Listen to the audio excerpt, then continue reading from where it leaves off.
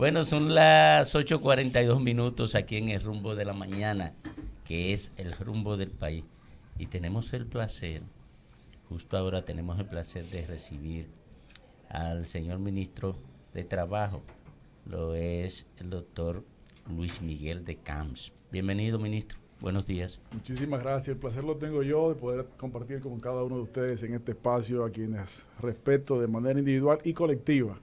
También, muchísimas gracias. Y lo del doctor se pasó, pero bueno, muchas gracias. No, al contrario, gracias a usted por aceptar la invitación. Pasemos balance a este primer año de gestión frente al ministerio. ¿Cuáles han sido los grandes desafíos post pandemia y sobre todo los grandes logros que podemos exhibir en este primer año? Con muchísimo gusto, pero yo quisiera antes de eso, y con muchísimo gusto vamos a abordarlo, pero yo quisiera antes de eso expresar aquí mi agradecimiento por la oportunidad y la invitación, y también expresar algunas de las principales, aunque no únicas, motivaciones que nos permite estar con ustedes hoy. Miren, en este ejercicio del servicio público, en el caso particular nuestro, nos estamos entrenando en el servicio público y queremos señalar que ha sido una experiencia aleccionadora, importante. Ahora, una de las principales obligaciones del servidor público es informar, es presentarse, claro, es estar dispuesto a ser cuestionado y es brindar toda la información que esté a disponibilidad. Eso es lo primero. Lo segundo, decirles también que en cuanto a lo que es el Ministerio de Trabajo, que como todos ustedes saben, tiene en sus obligaciones principales una parte laboral, y como lo laboral es de donde sale el tema de la seguridad social, también tiene bajo su responsabilidad la presidencia del Consejo Nacional de la Seguridad Social. Consejo, tripartito, como lo que es todo lo que hace el Ministerio de Trabajo, un tripartismo. Y en esa dirección, porque con mucha atención escuchábamos recientemente una intervención del doctor Nieves, a quien, junto con todos los demás, respeto, como los respeta la sociedad dominicana por su interés y credibilidad que siempre ha demostrado. Quise venir para aportar más información que puedan ayudar a formarse mejores criterios y que podamos construir juntos, de ser posible, mejoras. Miren, la Ley de Seguridad Social ya cumplió 20 años. Independientemente de cualquier cosa, la ley tiene que ser revisada, porque sin duda alguna hay muchísimas mejoras. Esa ley que tiene 20 años es la ley. Tiene cosas malas, tiene cosas regulares, tiene cosas buenas, pero es la ley y tenemos la obligación de cumplirla. Como ministro de Trabajo, encabezando el ministerio, quisiéramos hacer muchísimas cosas, pero tenemos la realidad de las leyes que están ahí y tenemos que, hasta tanto tengamos nuevas y mejores leyes, cumplirlas. Entonces, dicho eso, también tengo que reseñar que este gobierno que encabeza el presidente Abinader y en el ámbito nuestro, en el Ministerio de Trabajo, hemos señalado desde el principio la necesidad y la disposición de poder construir mejores leyes en el ámbito laboral, pero especialmente en la seguridad social. Y por eso, entre otras cosas, el propio presidente Abinader recientemente inicia un proceso de diálogo con una cantidad de reformas que son necesarias desde hace ya mucho tiempo. Entonces, a propósito de eso, para ayudar a algunas aclaraciones, nosotros entendemos que además de las revisiones necesarias, las revisiones que se produzcan tienen que garantizar la universalidad y tiene que garantizar mejores servicios y la sostenibilidad de mejores servicios para toda la población, en todos los ámbitos: salud, seguridad social, riesgos laborales y subsidios también, por cierto. Ahora bien, ¿cómo lograr eso? Para eso es el diálogo. Es importante recordar que el Ministerio de Trabajo es parte de un consejo y que por sí solo no decide los temas que el Consejo Nacional de la Seguridad Social tiene sobre sí. Ahora bien, sí tiene que ser parte de la decisión, pero no lo puede hacer solo. La Ley de Seguridad Social establece en el artículo 169, si mal no recuerdo, la obligación de revisar anualmente el tema de los aportes, no de los trabajadores y empleadores, sino de los aportes que se hacen para la atención en salud. Y una resolución de 2011, 2012, creo que 2012, establece cómo es que esta revisión que manda la ley tiene que hacerse de manera específica. Ustedes recordarán que hace aproximadamente 4 meses inició una lucha legítima, probablemente, del sector de los médicos con unas huelgas. Y en ese momento, el Ministerio de Trabajo pues formó una mesa de diálogo compuesta por el sector de los médicos y el sector de las ARS para buscar una solución a ese reclamo legítimo. En base a esas discusiones se han estado planteando alternativas, propuestas van, propuestas vienen, pero indefectiblemente lo que sea que suceda allí tendrá que ser producto de entendimientos, pero entendimientos no porque sea algo escondido, sino porque el pueblo lo ha estado viviendo durante todos estos meses, sino transparente. Desde el punto de vista gubernamental, aprovecho para expresar, que tal vez no se pudo conocer ampliamente acá, el gobierno está interesado en mejorar las condiciones de salud de la población y especialmente, a propósito de las revisiones que la ley manda, incluir servicios que no están incluidos hoy. Bueno, según la CISALRIL, que es quien tiene que hacer el análisis actuarial y demás, hay una cantidad de servicios que quisiéramos incluir. Ahora, esos servicios hay que costearlos y hay que saber cuánto sería el costo de eso.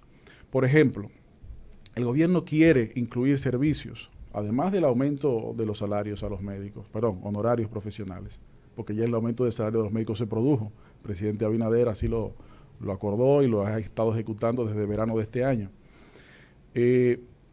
Por ejemplo, hace un par de años se incluyó el trasplante renal, pero fíjense ustedes, en el día de hoy está cubierto quitarle el riñón malo a la persona que se lo tienen que sacar, quitarle el riñón bueno al donante, pero no está cubierto lo que queda, ni lo de antes ni lo de después.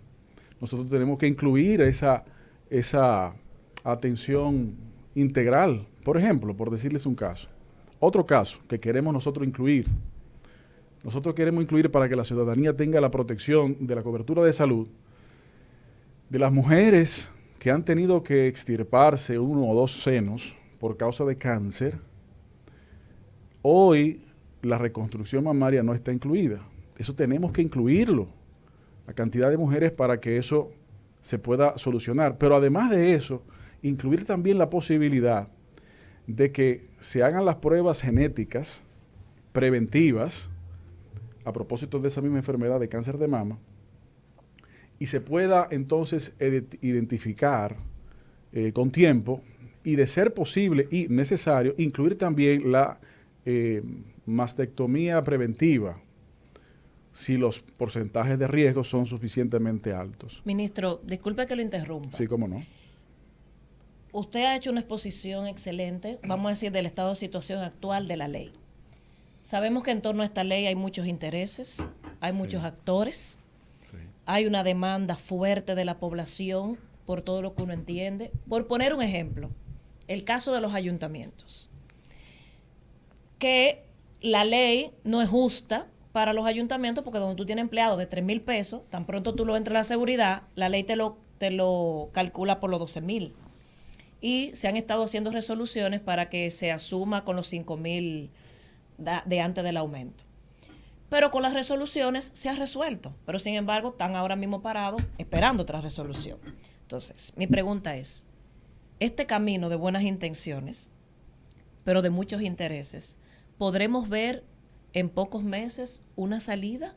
¿O nos quedaremos en esta lluvia de buenas ideas e intenciones cuando ya la población no aguanta más con esta ley? Parece que usted tiene información privilegiada, porque justamente hoy, y ya usted va a adelantar la noticia que se va a dar hoy al mediodía. Ay, dela. Justamente primicia. Hoy al mediodía tenemos una conferencia de prensa convocada de manera conjunta por la Federación Dominicana de Municipios, en donde estaremos nosotros, estará el tesorero de la Seguridad Social, estará la Liga Municipal Dominicana, en donde anunciamos el arribo de una solución definitiva para que los trabajadores municipales que han tenido alguna dificultad porque el gobierno anterior dijo, aunque no fue así, dijo que había aumentado los salarios, pero no le dio la cantidad de dinero a los ayuntamientos para poder cumplir con ese supuesto anuncio.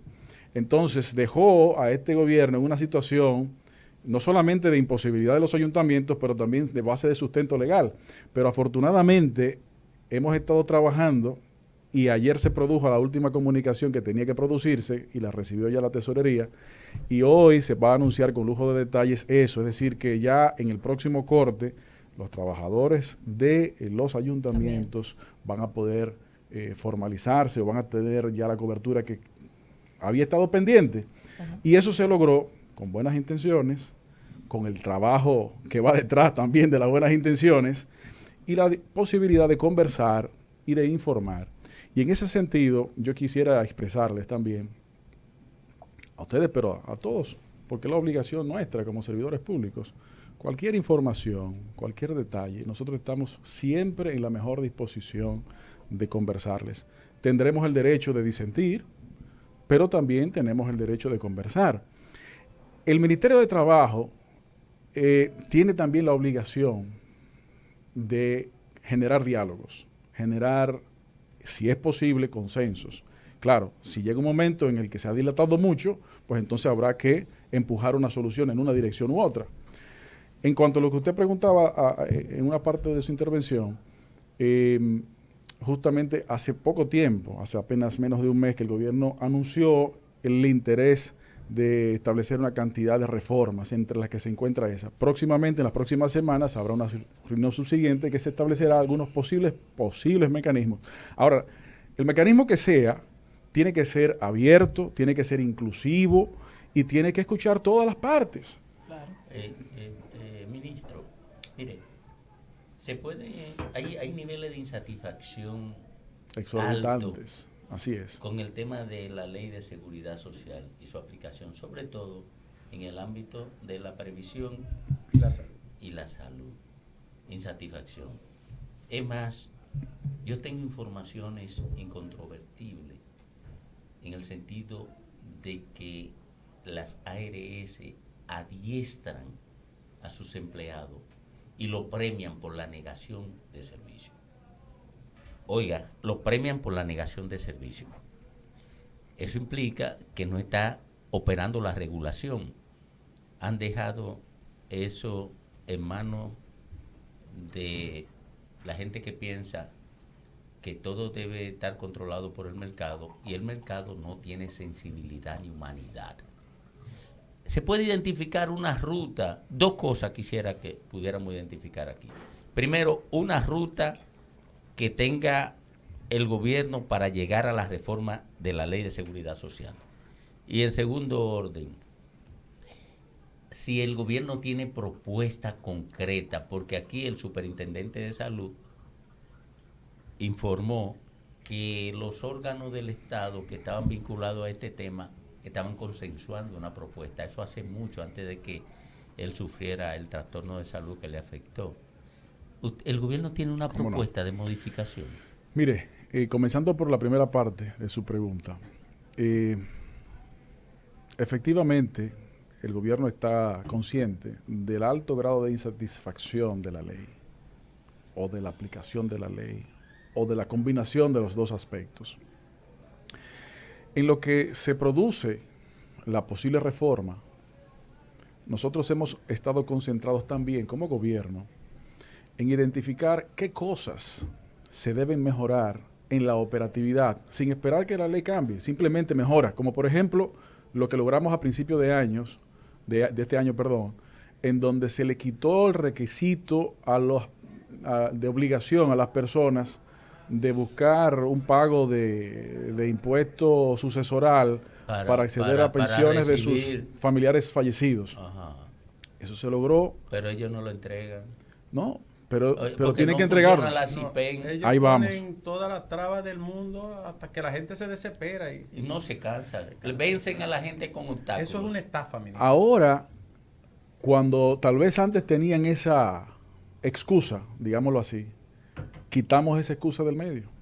Ahora, usted mencionaba tanto la CIPEN como la CISARRIL, que son los reguladores de esas áreas, usted mencionaba unas informaciones que usted tiene de cómo opera algún tema. Bueno, esa labor, particularmente de lo que usted se refiere, tiene que fortalecerse en la supervisión, digámoslo así, y en la regulación.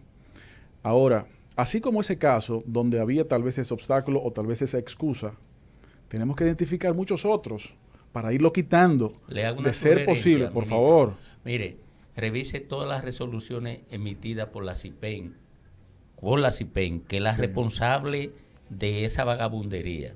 Y no tengo otro término para usarlo, me perdona. La CIPEN.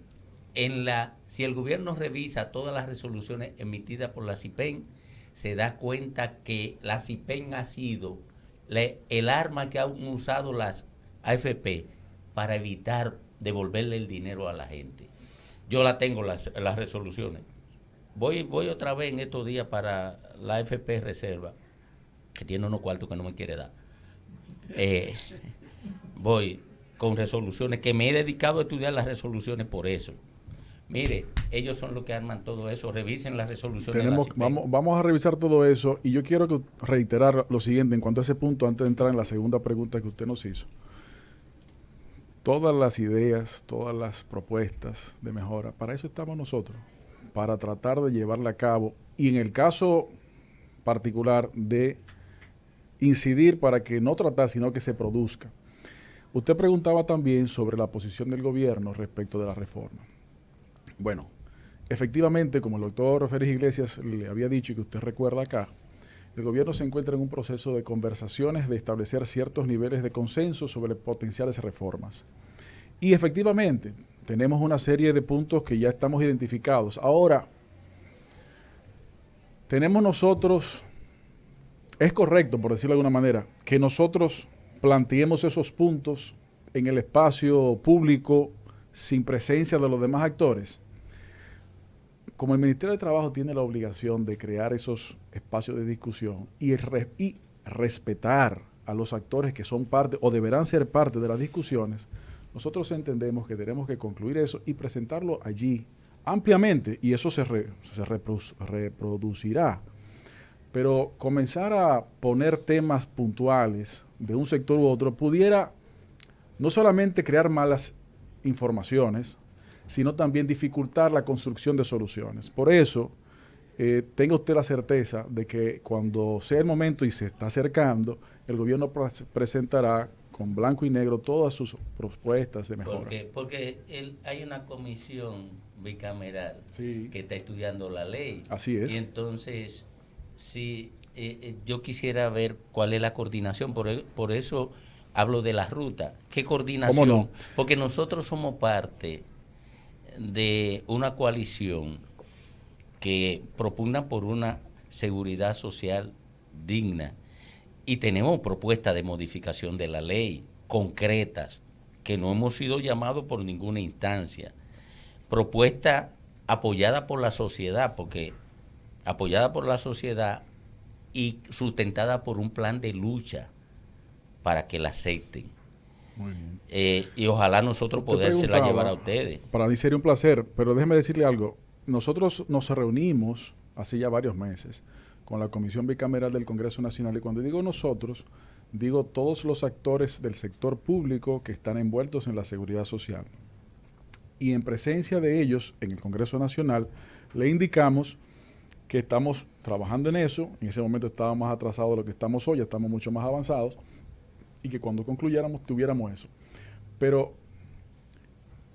entendemos que con el llamado del presidente de la República a la conversación y el diálogo, probablemente sea propicio allí poder discutir. Los detalles faltan por definirse, pero la intención y la construcción de los procesos también tiene que ser conjunta. Lo que usted me informa no solamente sería un honor para mí, sino que con mucho gusto quisiera coordinar con ustedes o con quienes ustedes digan, para, si no esta semana, la semana próxima, sostener una reunión formal en el Ministerio de Trabajo y conocer las propuestas concretas, los puntos de vista, y tener preguntas y construcción de creación de criterios, ¿no? Porque para eso que estamos, es para entender las posiciones. Señores, el sector gubernamental, en la materia que sea, tiene la obligación principal de representar a la ciudadanía. Claro, la ciudadanía no es monolítica, tiene posiciones, claro, y hay que tratar en lo posible de construir consensos. Pero obviamente digo en lo posible porque llegará un momento en que algunos puntos difícilmente serían consensuados y es allí en donde el gobierno tendrá que poner su posición. Mire, ministro, la presencia suya aquí obedece sobre todo a la denuncia que yo hice de una resolución que ustedes poseen y a la que yo tuve acceso, de una propuesta de aumento de la cápita de la ARS, en términos llanos para que la gente entienda, aumento de la ganancia de la ARS. Esta es como la número 9 o 8 que se ejecuta, ¿verdad que sí? Desde el 2003 más o menos. Tanto el aumento de 20% para la emergencia de los médicos como los ingresos, que también fue una discusión con las ARS, está contemplado ahí. Y se habla también de darle cobertura a algunos servicios y procedimientos que hasta ahora, como usted señalaba, no están cubiertos. Por ejemplo, el trasplante de riñón, que en el país no se realizan, ¿cuántos se realizan en el año trasplante de riñón? No llega, no llega a 30. ¿No llega? No llega. Yo creo que ni a 25 llega. No puede. No puede llegar. Ahora, no puede. Mire, ministro. La comisión es claro. Eso es imposible. Y hay un cúmulo inmenso. Mire, ministro. Usted es un hombre joven y es ministro de Trabajo. Y es un hombre sin cola, sin mala intención. Nosotros sabemos todo eso. La otra ministra de Trabajo que tuvo ahí, Marisa Hernández, sufrió muchas presiones del sector empresarial. Porque esta es una ley tan mala en ese sentido, que los empresarios tienen derecho a veto sobre cualquier ámbito de la salud y los médicos no. ¿Usted sabía eso? Un empresario que lo que persigue es ganancia, yo lo veo bien, y rentabilidad, yo lo veo bien, le puede decir que no le cubra eso, que no le cubra esa cirugía, ese procedimiento a un enfermo. Es una cosa insólita, ministro. Y el otro aspecto es, ustedes saben muy bien, la gente del gobierno, que esta ley hay que transformarla, ministro. Perdóneme que me extienda, pero hay que transformarla. Y hay que transformarla porque tiene muchísimos aspectos que sacan la dignidad humana de carril. Por ejemplo, usted sabe bien que las proyecciones para retirarse con una pensión en República Dominicana es la más baja de América Latina. Cuando el promedio es 63 en nuestra región, para la República Dominicana es 22.8.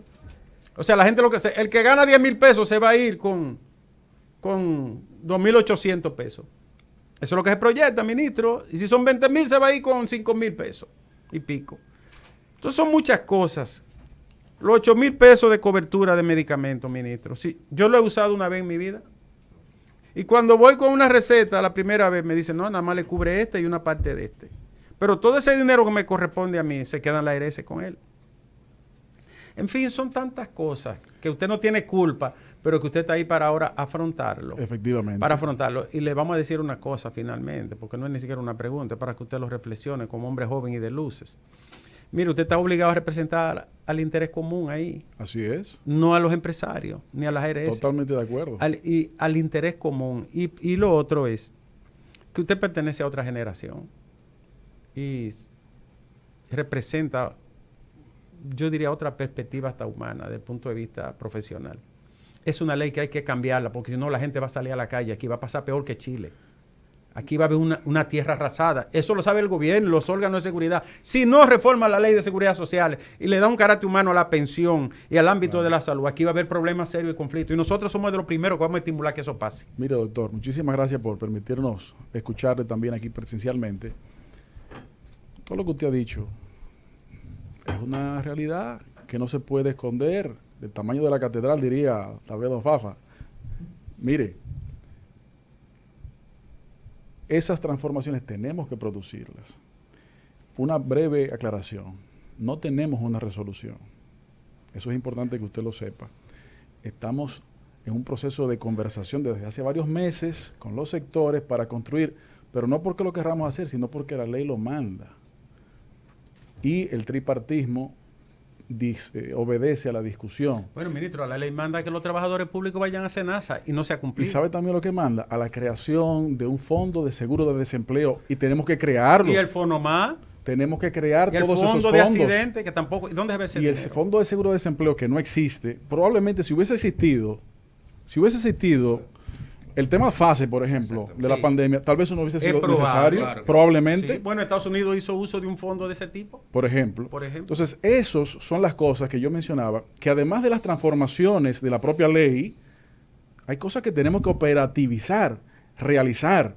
Usted mencionaba antecesores nuestros que respetamos muchísimo, pero nos ha modificado la ley en anterior y este gobierno está dispuesto a discutirla y modificarla. Es verdad, no la modificaron pero mire, en 15 años. Es verdad. O más, y estamos en la interés y en la intención de construir las modificaciones que el país necesita y que reclama. Ese es el objetivo que estamos nosotros trabajando. Una cosa, doctor.